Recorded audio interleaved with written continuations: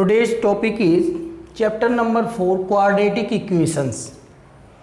Student आप यहाँ पर देखिएगा कि आपने अभी जो मैंने थर्ड चैप्टर तक का बताया था वो आपको लीनियर इक्वेशंस हैं।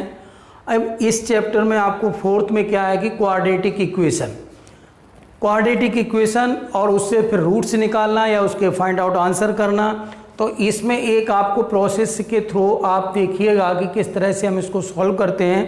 अब सबसे पहला पॉइंट आता है कि क्वाड्रेटिक इक्वेशन है क्या और ये किस तरह की होती है। तो सबसे पहले आप यहाँ पर देखेंगे कि मैंने एक छोटी सी डेफिनेशन इसमें लिखी है कि an quadratic equation in the variable x के फॉर्म में अगर quadratic equation is an equation of the form ax square plus b x plus c is equal to zero. ये ax square plus b x plus c is equal to zero के format में होगी where a b c are real numbers होंगे and a is not equal to zero. ये complete चीज समझिए ढंग से। अब मैं आपको इसको एनालिसिस करके बता देता हूं कि हमारा एक जनरल टर्म होगा ax square plus b x plus c is equal to zero. अब आप यहाँ पे देखिएगा कि आपको a b c real numbers होंगे, okay. a is not equal to zero. अगर आप ये सोचें कि a इज इक्वल टू अगर हम जीरो रख ही दें तब क्या वैल्यू में चेंज आएगा, तो a इज इक्वल टू आप जीरो पुट कर दीजिए तो zero into x square plus b x plus c is equal to zero. तो आपका क्या बन जाएगा, zero plus b x plus c is equal to zero. Means इसमें एक्स स्क्वायर का टर्म ही नहीं रहा तो आपका ये फाइनल बन जाएगा b x plus c is equal to zero. तो ये आपका क्वाड्रेटिक इक्वेशन नहीं होगा क्योंकि आपको highest power of the variable is 2 not greater than not less than. अगर आपको किसी भी क्वाड्रेटिक इक्वेशन कब होगी, जब उसके वेरिएबल की हाईएस्ट पावर जो पावर है उसकी 2 होनी चाहिए, ना तो 2 से ज़्यादा हो सकती है और ना 2 से कम होगी। अगर आपका 3 हो जाएगी तो क्यूबिक हो जाएगा, अगर यहाँ पे पावर 1 हो जाएगी तो ये बन जाएगा लीनियर। तो इस तरह से आपको क्या करना होगा कि a is not equal to zero. ये आप मीनिंग समझ गए होंगे कि a इसमें जीरो क्यों नहीं हो सकता, क्योंकि अगर आप a जीरो रखोगे तो एक्स स्क्वायर का टर्म ही फिनिश हो जाएगा, जिससे कि स्क्वायर का टर्म फिनिश होते ही ये क्या हो जाएंगे, लीनियर में कन्वर्ट हो जाएगा और आपका इक्वेशन नहीं बनेगा, सेटिस्फाई नहीं होगा। अब इसमें इसने दो बातें और भी बोली हैं।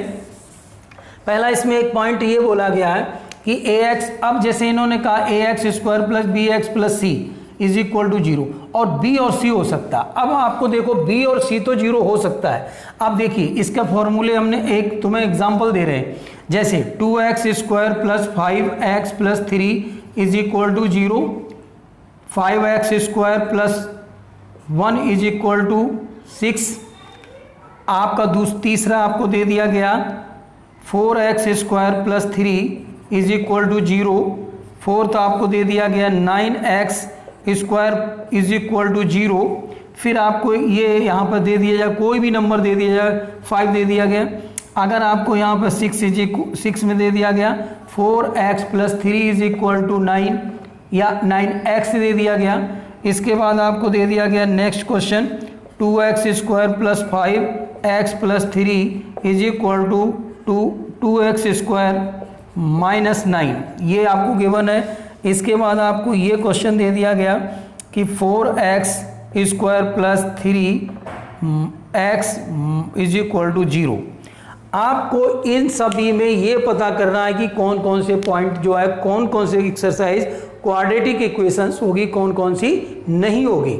तो देखिए सबसे पहली कंडीशन क्या है, हाईएस्ट पावर ऑफ द इसकी 2 होनी चाहिए, is not equal to zero. It means ये क्वाड्रेटिक इक्वेशन होगी।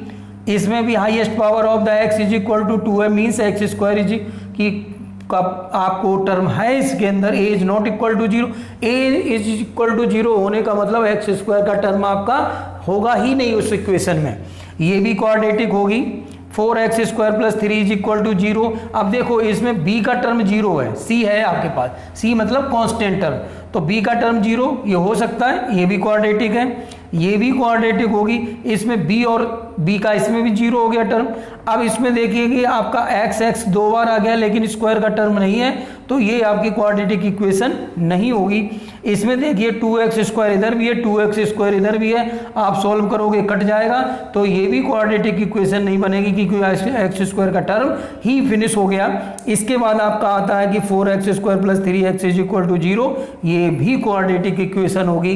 तो इस तरह से आपने ये समझ लिया कि क्वाड्रेटिक इक्वेशन किस किस तरह की होती है। मीन्स आपको जो a is not equal to 0 होने का मीनिंग मैंने यहाँ पे समझा दिया। b 0 हो सकता है, c 0 हो सकता है। सपोज दैट आप x square is equal to 4 लिख दें, तब भी ये क्वाड्रेटिक इक्वेशन है, क्योंकि और इसमें आपको एक्स स्क्वायर ही केवल लिख दो तब भी ये क्वाड्रेटिक इक्वेशन होगी, क्योंकि एक्स स्क्वायर का टर्म आ गया, b और c 0 है, तो कोई प्रॉब्लम नहीं है। तो इस तरह से आपको फाइंड आउट हो सकता है कि क्वाड्रेटिक इक्वेशन किस तरह की होती है और इसको क्या इसमें कंडीशन फॉलो होनी चाहिए। a is not equal to 0 means x square का टर्म आपका कंपलसरी है होना। इसके बाद एक चीज आती है आपको कि क्वाड्रेटिक इक्वेशन को सॉल्व, अब यहाँ पे आ गया quadratic equation ax square plus bx plus c is equal to 0। अब आप यहाँ पर देखिएगा ये क्वाड्रेटिक इक्वेशन है, इसको सॉल्व करने के आपको कुछ मेथड पहले से ही भी मालूम है और एक दो आपको नए यहाँ पर बताए जाएंगे।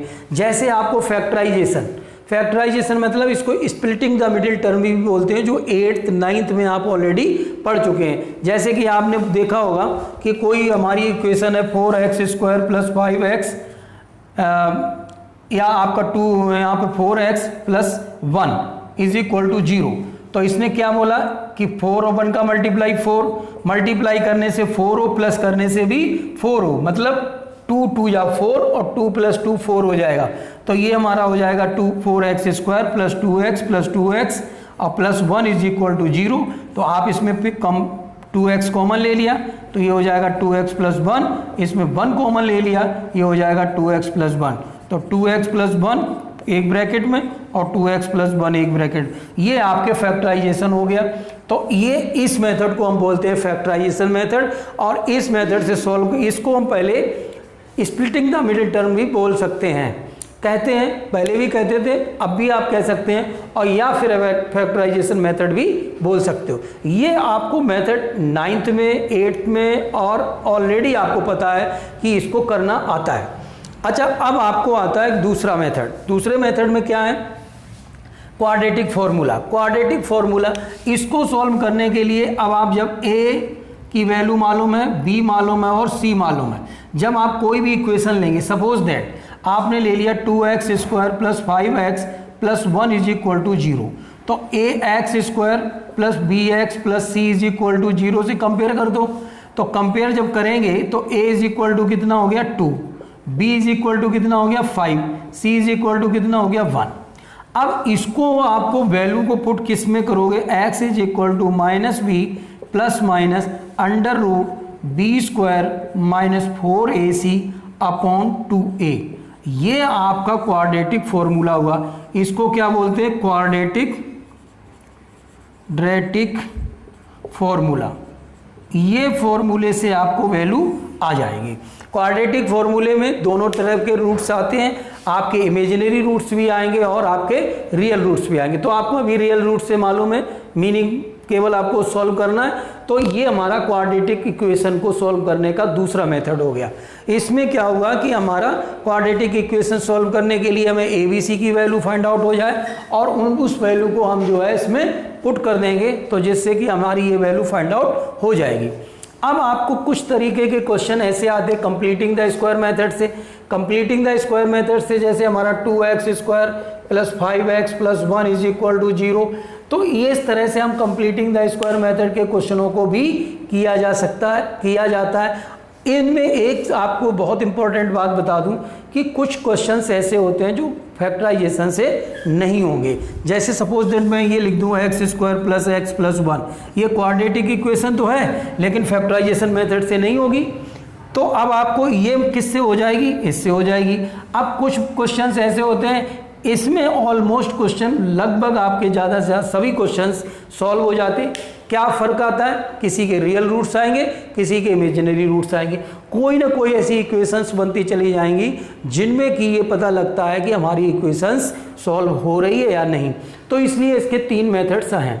अब आपको जैसे इसको करना, तो इसमें आपके 2 फॉर्मूलों का यूज़ होगा आइडेंटिटी का, ए प्लस बी का होल स्क्वायर, तो ए स्क्वायर प्लस 2ab और प्लस बी स्क्वायर, ए माइनस बी का होल स्क्वायर, ये बन जाएगा ए स्क्वायर माइनस 2ab और प्लस बी स्क्वायर। इस तरह से आपके ये दोनों आइडेंटिटी का यूज़ होगा। इसमें क्या होता है कि हम कोई भी इक्वेशंस को a square plus 2ab plus b square के टर्म में लिख देते हैं और उसमें आपका ए प्लस बी का होल स्क्वायर का एक फॉर्मूला बनेगा, आइडेंटिटी बन जाएगी, उसके थ्रू हम आपको आंसर निकाल के देख सकते हैं। ये भी मेथड कोई बहुत टफ नहीं है, आसान है। अगर आप इसको समझेंगे ध्यान से, सिंपल है, तो ये क्वेश्चंस के हो जाएंगे। अब मैं जब आपकी एक्सरसाइज स्टार्ट करूंगा तो इसमें first method, second method, third method के क्वेश्चंस आते जाएंगे एक्सरसाइज में और उन क्वेश्चंस को हम क्लियरली एक एक करके सॉल्व करेंगे, तो जिससे कि आपको ये एक एक चीज़ें बहुत समझ में आ जाएंगी और आपको कोई इसमें प्रॉब्लम नहीं आएगी। तो फिर हम एक बार आपको रिपीट कर देते हैं कि क्वाड्रेटिक इक्वेशन ये होती है ax square plus b x plus c is equal to 0 where a is not equal to 0। और इनको सॉल्व करने के 3 मेथड हैं, जो आपको जहां जैसा लगे, सिंपल लगे, वो उसको आप यूज करके सॉल्व कर सकते हो और फाइंड द रूट्स निकाल सकते हो। इस तरह से आपको इंट्रोडक्शन ये हो गया और आई होप कि आपको ये क्लियर समझ में आ गया होगा। Okay, thank you.